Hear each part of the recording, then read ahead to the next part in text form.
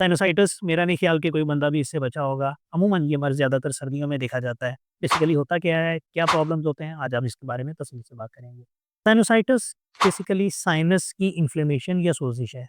Sinuses खोखली space है या खोखली चीज़ है जो हमारी हड्डियों के अंदर होती है। जैसे ख़ास तौर पे फ्रंटल साइनोसाइटिस है, जो माथे की हड्डी के पीछे है। इसी तरह हमारी मैक्सिलरी साइनोसाइटिस है, एथमॉइडल है और भी बहुत सारी साइनसेस होती हैं जो नाक के अंदर खुलती हैं। इनकी ओपनिंग या इनका सुराख या इनका मुँह नाक के अंदर खुलता है। ये खोखली हड्डियाँ हमारी आवाज़ को रेजोनेंस प्रोड्यूस करती हैं। इसलिए अक्सर आप लोगों ने देखा होगा जैसे ही नाक बंद होता है तो लोगों की आवाज़ बहुत भारी-भारी महसूस होती है। अक्सर देखते हैं इस तरह, हम कहते हो तुम्हारी आवाज़ को क्या हुआ? तो वो मर्ज़ वो ही बंदा यकीनन साइनोसाइटिस का शिकार होता है। बेसिकली साइनस का ये काम हमारी आवाज़ को रेजोनेंस देना है और क्योंकि ये साइनसेस नाक में खुलती हैं तो अक्सर जब भी नाक का प्रॉब्लम हो तो ये साइनसेस ब्लॉक हो जाती हैं। किसी को नाक की हड्डी टेढ़ी हो, नाक के अंदर गुदूद हों, एलर्जिक राइनाइटिस यानी छींकों या नज़लों का प्रॉब्लम रहता हो या नाक की इन्फेक्शन हो, तो नाक की अंदरूनी जिल्द सूज जाती है, जिसकी वजह से साइनसेस का फ्लो भी कम हो जाता है और साइनसेस भारी हो जाती हैं। अलामात क्या होंगी? सर में दर्द, भारीपन, आँखों के पीछे ख़ास तौर पे दबाव और जो साइनस है उसी एरिया का किसी को लगता है कि मुझे दाँत का दर्द है और फ्रंटल साइनोसाइटिस तो बड़े मज़े का साइनोसाइटिस है। इसमें दिन गुज़रने के साथ-साथ सर का दर्द बढ़ता है और शाम होते ही बेहतर होने लग जाता है। इसे ऑफ़िस हेडेक भी कहते हैं। तो ये तो हो गई इसकी बुनियादी अलामात।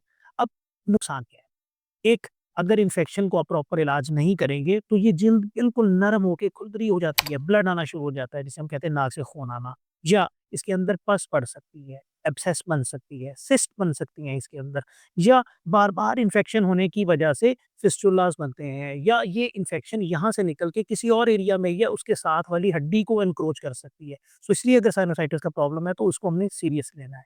इलाज क्या है? बुनियादी कुछ घर में टोटके किए जाते हैं कि जिस चीज़ का प्रॉब्लम है, नाक की हाइजीन को अच्छा रखें, साफ रखें। स्टीम का बहुत अच्छा रोल है, ख़ास तौर पे सलाइन। ये पता नहीं विक्स की स्टीम कहाँ से आ गई है मार्केट में। प्लीज़ नीम गर्म पानी में आप थोड़ा-सा नमक डाल के स्टीम लें, वो सूदिंग इफ़ेक्ट भी होता है और इसके अलावा नमक के अंदर ये प्रॉपर्टी है कि वो सोज़िश को या पानी को अपनी तरफ खींच लेता है, तो सोज़िश कम हो जाती है और अलामात बेहतर होना शुरू हो जाती हैं। और जैसा कि सबको पता है, इन्फेक्शन है तो एंटीबायोटिक्स की रोल तो ज़रूर होगा। सो इन्फेक्शन हो तो एंटीबायोटिक उसके लिए ले सकते हैं।